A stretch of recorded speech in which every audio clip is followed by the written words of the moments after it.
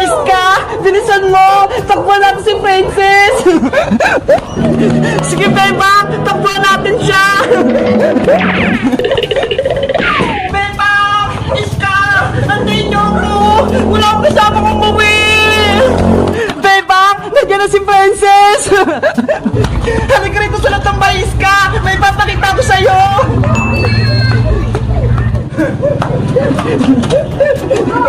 Isara mo yung gate para hindi makapasok si Princess. Okay.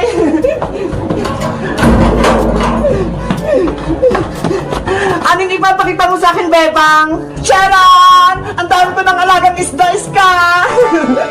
Wow! Sobrang dami nga, Bebang! Iba-iba yung kulay! Kaya nga tignan mo tong mga to, ho! Kulay gold!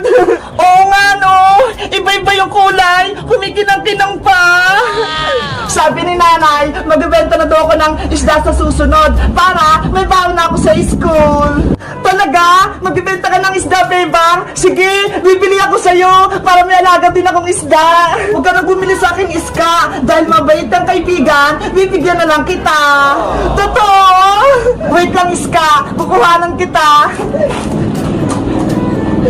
Eto, Iska, sa'yo na lang to lahat. Alagaan mo sila, ha? Wow! Thank you, Bebang! May mga alaga na rin akong isda. Ang cute nila. Tapos ang dami pa. Walang anuman. Bebang! Iska! Tinakbuhan niyo ako. Hindi niyo man lang ako inantay. Princess, tignan mo, ho! Binigyan ako ni Bebang ng mga isda. Ang gaganda nila. Wow! Isda! Ako din, Bebang! Bigyan mo! Ayoko na! May kasalanan ka sa akin, Princess! Una, kinain mo yung Balton Marshmallow. Tapos, inaway mo ako sa school. Sinumbong mo pa ako kay Teacher Santos. Ang sabi mo, nakikipagchismisan ako. Eh, totoo naman, nag-usap kayo ni Iska. Sinabi ko lang yung totoo kay Teacher. Dapat, hindi ka nalang nagsumbong, Princess. Ayan tuloy, napagalitan si Bebang. Nang dahil sa'yo, pinatayo ko ni Teacher sa may pintuan. Sorry na, Bebang, hindi na mauulit. Promise, buksan mo na tong gate. Pengi akong isda. Hoy, Princess, nandiyan ka lang pala. Kanina pa kita hinahanap. Ano na naman yun, Bajang? May kasalanan ka sa akin. Tinatawanan mo pa ako, ha? Habang pinapatayo ko ni Teacher Santos, akala mo, palalampasin ko yon? Hindi ko kasalanan kung pinatayo ka ni Teacher. Pumasok ka kasi ng maaga para hindi ka malate. Ay, aba, matapang ka pa rin. Akin ang bag mo. Bajang! Bitawan mo yung bag ko! Pag nakuha ko tong bag mo, itatapon ko to para hindi ka na makapasok sa school. Bajang! Wag! Naku, si Princess tsaka si Boyong nag-away, Bebang. Hayaan mo lang sila, Iska. Bahala yan si Princess. Akin na yung bag mo, Princess. Boyong! Akin yan! Hindi ko na ito ibabalik.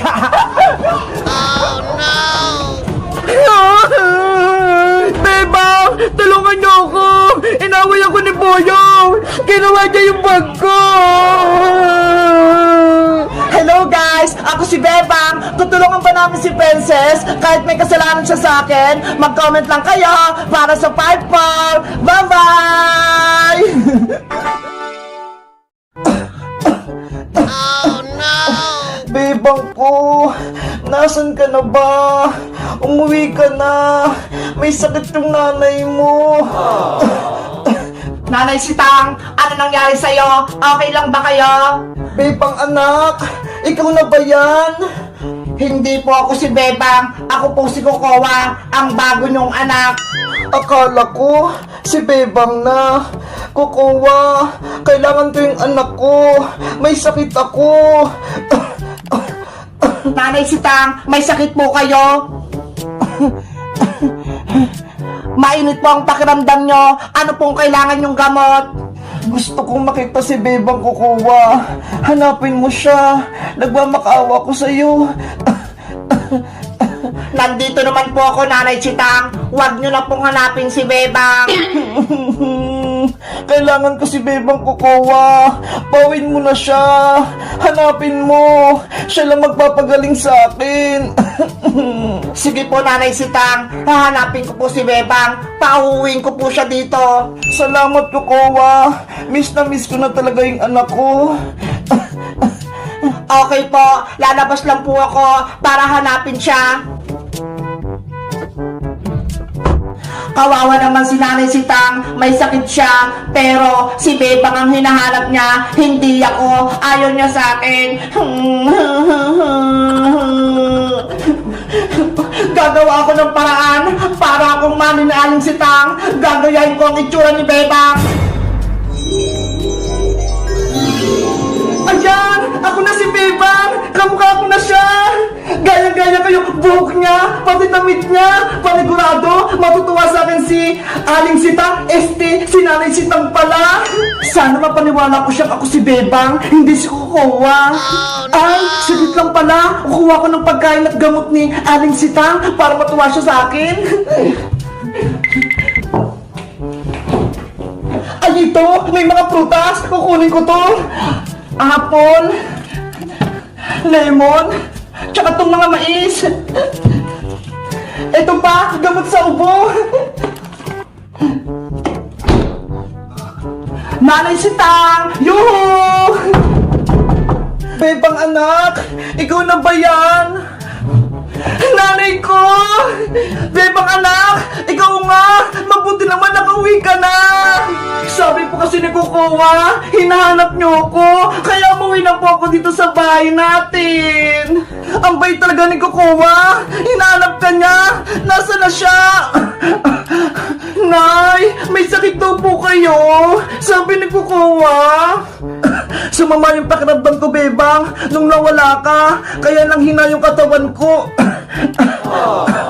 Huwag na po kayo mag-alala, Nay. Hindi na po ako alis dito. Ito nga po, dinilaan ko po kayo ng pagkain, pati itong gamot. Salamat, Bebang. Ang bait mo talaga. Pinaghandaan mo pa ako ng pagkain. Magpagaling po kayo, Nay, para masaya na ulit po kayo. Bebang, saan ka ba galing? Bakit hindi ka umuwi dito ng ilang linggo? Hinahanap-hanap kita. Doon po kay Princess, pati kay Iska, nakipaglaro po. Hindi ka malang umuwi dito sa bahay natin. Namimiss kita eh. Sorry po, Nay, kung naging pasaway po ako. Hayaan niyo po, hindi na po ako alis dito sa bahay. Akala ko, iniwan mo na ako. Si Coco wala yung kasama ko dito sa bahay. Kaya malungkot ako. Hindi ako masaya sa kanya. Kasi robot lang siya. Hindi robot si Coco, Nanay Sitang. Tao din siya. Galit ka ba, Bebang, sa nasabi ko? Tukol kay Coco. Magpahinga na po kayo, Nanay Sitang. Lalabas na ako. Anong nangyari kay Bebang? Nagalit siya. Yung sinabi ko robot si Kokowa. Sa tingin nyo guys, anong mali kay Bebang? Mag-comment lang kayo. Bye-bye! Yay! Nakabili na ako ng puto. Ang dami na namin pagkain ni Nanay. Papasok na nga ako sa loob. Guys, blessing pala ng bahay namin ngayon, kaya marami kaming handa. Tignan nyo ho, ang linis ng bahay namin. Tapos kaninang umaga, pumunta rito si Father. Tapos, dinas yung bahay namin. Binasbasan niya. Tignan nyo ho, ang daming balon. Inayos ko to kaninang umaga. Matagal na kasing gawa tong bahay namin eh. Kaya sabi ni Nanay, ipabless daw yung bahay para hindi pumunta yung multo dito sa bahay. Diba? Nung nakaraan, pumunta rito si Charlie. Kaya natakot si Nanay. Sabi niya, napabless na daw kami ng bahay. Tara guys, punta pala tayo sa mesa namin. Tignan nyo, ang daming handa. Ayan guys, oh, ang daming handa. May kaldereta, may fried chicken, may kanin, may puto, at syempre, yung favorite kong lechon. Tignan nyo ho, ang laki-laki. Tignan ko kung malutong. Ito ho, ang laki ng lechon. Ang lutong-lutong. Hala, ganito pala kapag bago yung lechon, malutong siya.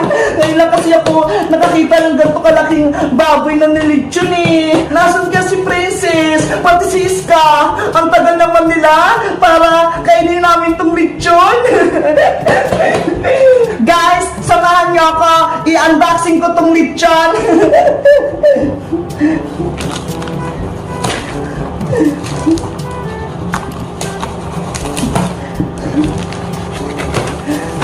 Ayan!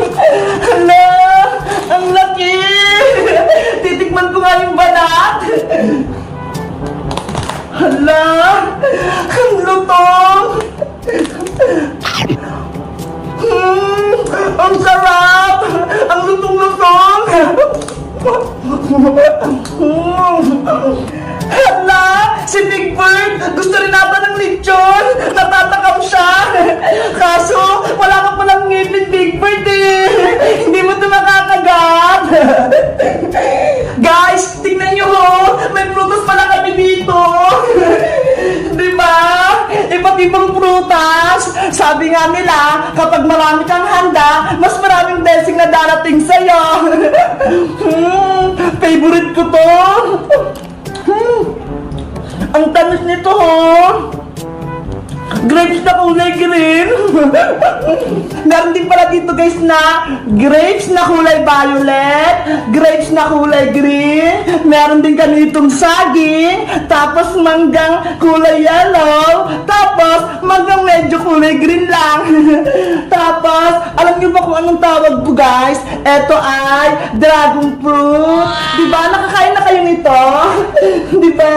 Masarap to. May orange din kami. Tapos dalandan. Tapos papaya. May pinya rin. Parang New Year na guys. Ang dami naming prutas eh. Tapos, may pangpaswerte pa pala kami guys. Ito yung bigas.